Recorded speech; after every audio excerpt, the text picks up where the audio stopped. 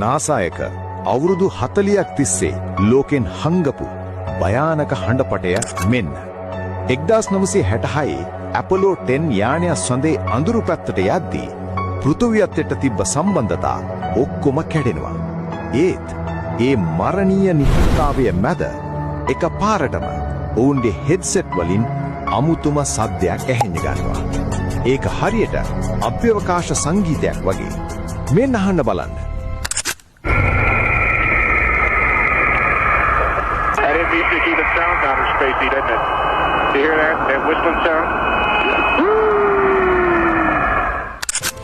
මේක කොච්චර අද්භූතද කියනවනම් මේ ගැන කාටවත් කියන්න එපා.